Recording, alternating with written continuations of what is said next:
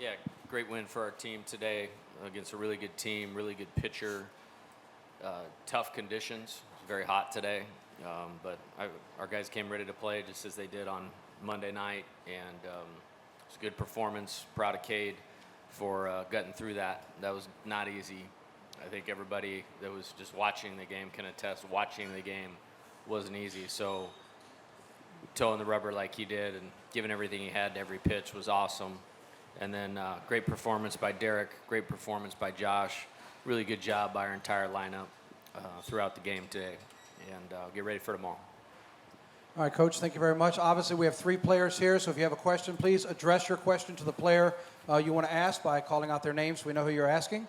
And with that, we'll open up the floor to questions for the players only. Derek, moving into John Sokoloff with WGNO, but moving into the 7-hole today, I mean, clearly that didn't faze you at all. Obviously, with the 5 RBIs, what was different about obviously the lineup change for you, and what kind of sparked your bat today? You think? Yeah, nothing was different, to be honest. I just approached the game how we approach the game all the time, and me personally, whether I'm batting first, second, seventh, just trying to go up there and do my job, and I feel like I executed that well today, and that was just a plan.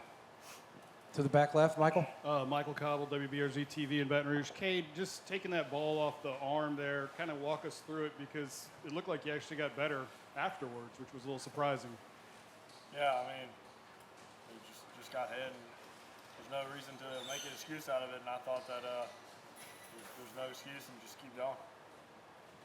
Cade here in the back. You started 10 games at the box this year, and your team went 10-0. What does that mean to you?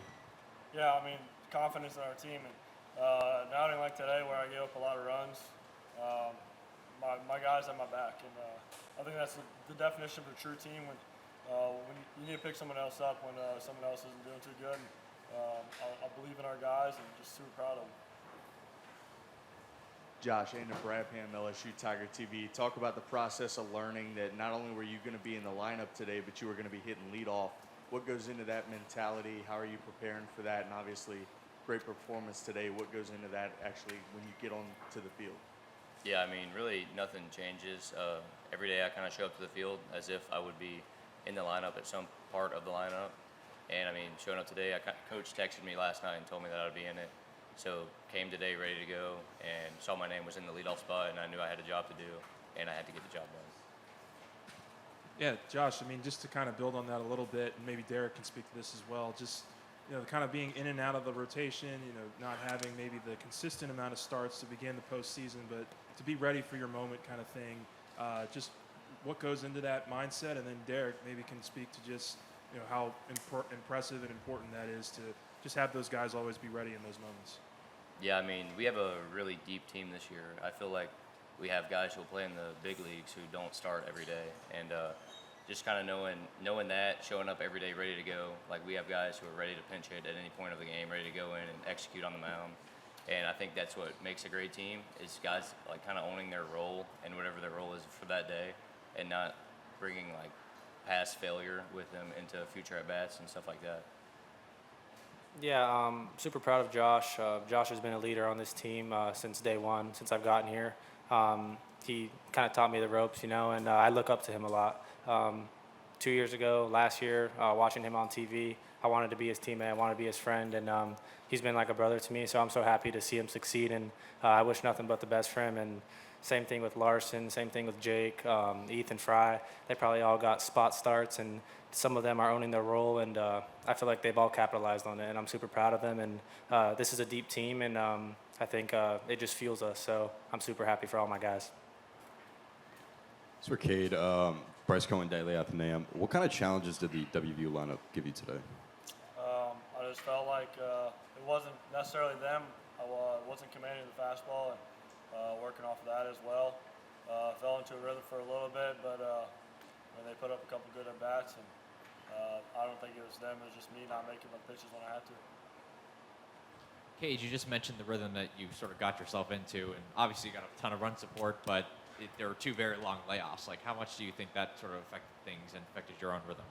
Yeah, I don't think it affected it at all. I think that as a pitcher, you go through those all the time, and it's how you bounce back from those, and it's a part of what we do. John Eads, WAFB for Josh. There's not a ton of postseason experience on this team, and Coach mentioned that you guys had a meeting after the regionals about the lessons you learned from the regional round. How did y'all implement those lessons into this game, and how will you implement those in whatever's next? Yeah, I mean, this team does a really good job of taking it one pitch at a time. So, I mean, when we're out there on the field, there's no difference in the game today versus opening day. I mean, it's still baseball. It's the same game we've played our whole entire life. So, I mean, guys just realizing that the moment will never be as big as they make it be, I guess, and just kind of attacking this opportunity. I mean, it's a lot of fun playing in front of 12,000 people every day and just kind of making the most of it. Over here in the middle, Scott. Also for Josh, their pitcher, you got obviously the goal is always to get the starting pitcher out of there, but he left kind of earlier than everybody expected. And it was very hot out there. You could attest to that. Were you surprised that you guys got to their bullpen as quickly as you did? I mean, we did our best to kind of make him work like teams hadn't done all year. Just kind of go out there and make him throw as many pitches as he can every inning. And we knew it would be hot, so we knew we kind of wouldn't go out there every inning if we kept putting his back on the wall. And I mean, we did a really good job of that today and got him out and got to their bullpen early. Chesset Boucher with NBC 33. Josh, Coach Johnson talks about how you've been so clutch throughout your career here at LSU. This will be your last weekend at the box. Hitting the Grand Slam, what did it mean to you? I mean, it's been awesome. These have been the most fun 4 years of my life. And, I mean, I wouldn't trade it for anything.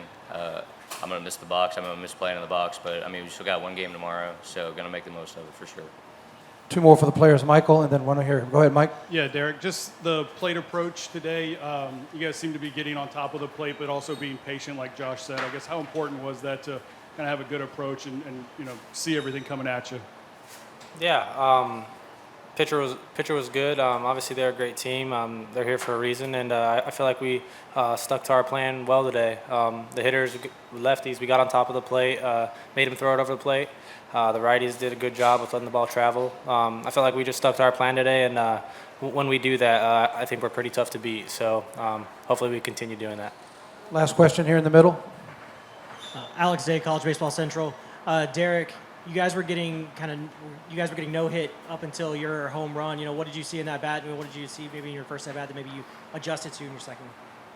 Yeah, heater in, sliders away, and he threw me two fastballs low and in, took them, and I saw the ball kind of tunneling down, and 2-0, saw the slider pop, and it looked big to me, so I went to go swing at it and put a good swing on it.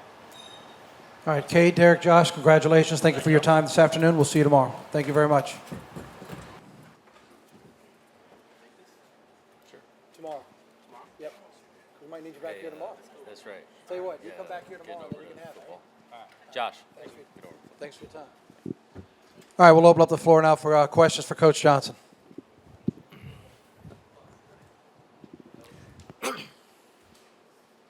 Hey, Coach, right here, Perry White with On the Yard Network. With a talent field roster, how does one go about managing and finding who's hot, who's not, or trusting in the guy when you least expect it? Yeah, I think just taking it one day at a time, focus on the game in front of you. I think, our method to how we treat the season helps us in postseason play, as we treat the season like a 56-game playoff. And everybody understands what their job is on a particular day. We try to communicate that well. As far as, choosing, you put a lot of hay in the barn as far as preparing. And I don't have a better explanation for it other than try to get it right. And don't just throw things up on a board, but a lot of time and effort and looking at things. And, when you have good players, it certainly helps. Back over here, Coach, on the floor. Yeah, Coach, from June to February, what did you see in Cade that took him from whatever his role was last year to what he is now? Yeah, I think there's a few things that come to mind. When we lost last year in Chapel Hill, that was a very difficult loss for all of us. And the first thing I noticed, he took that really hard. Like he'd pitched in the game before that we won, didn't pitch in that game, wasn't able to. And he took that hard, and that was the first kind of liked that. I knew he's a great kid and all that, but I kind of liked that. And then he really went to work physically on his body. He's much stronger. He's very lean. He's athletic. I said this, if I let him hit, he would probably be an everyday player for us in first base or in the outfield because he's such a good athlete. But he really worked hard in the weight room, put on some good weight, good strength, continued to be a good mover. So I think that was probably the second thing. And then just how he went about, developing his slider, obviously, is big game changer. And then it's been a constant work in progress to figure out how to use everything. And when he throws all 4 of them for strikes, we can literally do whatever we want. And then I think the special part is just, you just heard him, like, we won. He's happy we won. He's ticked off because he gave up some hits and runs. And those are usually your highest performers, that have that competitive level. And he's got all of it. I mean, there's very few guys that have all of it. He's got all of it. Coach to the front. Coach, how much do you think the 2 long innings affected Cade in the later stages of this game? I mean, knowing what a team guy he is, he said it didn't, so I believe him. I don't think there's a pitcher on the planet in a super regional game wouldn't prefer 13 runs and over 2 innings and a long rest. We kept him moving. We've had long innings this year. When you have a good offense, that happens. But it was hot. I mean, it was hot, and it was a good team. And I think the story is him persevering through that. If it was a regular season game, maybe we would have taken him out a little bit earlier. But, I mean, there's nobody else I want out there and on the mound. And, he gave up some runs there in the 6th and the 7th. But just getting those 2 innings checked off without having to use somebody else become very valuable. Not just in the game today, but, in tomorrow and the rest of the series. Coach Josh Pearson just always seems to deliver when you call his number. How is he able to do that day in and day out when you ask him? He's a good player. He's a good hitter. Character, makeup, toughness, raised right, best parents in the world. Will be odd not having him here. I mean, because that's my only guy. I mean, the 4 years together, that's it. He's really dialed into the right things, much like Cade, much like Derek. I mean, the 3 guys that every time I come up here, I find I'm talking about who they are as people as much as players. And he's at the forefront of that. I mean, it's his last go-round here at LSU, and he's had a good season. I mean, I'm pretty sure he's hitting over 300 or right at 300. He has a bunch of homers and kind of in and out of the lineup. And he's always ready when we call his name. He had a good series at South Carolina. He started 2 of those games. He's the best. He's just the best. In the back, Coach. You mentioned just what Cade did saving those last couple innings, but how about the 3 guys you rolled out there and how it sets you up still for what's to come? Yeah, it was good. I thought DJ, very efficient right there. They obviously have a number of left-handed hitters in the lineup, so we may need to utilize him again. So doing it in 2 pitches. I thought it was good to get him back on the mound again after the last appearance. And then I thought William did some good things. And, I mean, I want to get him in these games because he's going to be starting one of them probably, at some point next year. So I thought that was a good experience. Kyle West is a heck of a hitter. I mean, he's a heck of a hitter. So, I wasn't worried about the homer. You want to go get the first guy, when he got him to 2 strikes. And then I thought Maverick was great. I mean, he's continually getting better, and that's great for us. Coach, right in front of you. Right on, Coach. You've changed the lineup a lot the last 2 games. The guys have responded really well to that. You've written a lot of lineup cards in your career. Is that something that's special, the way these guys are able to, whatever their role is, just adjust and produce immediately?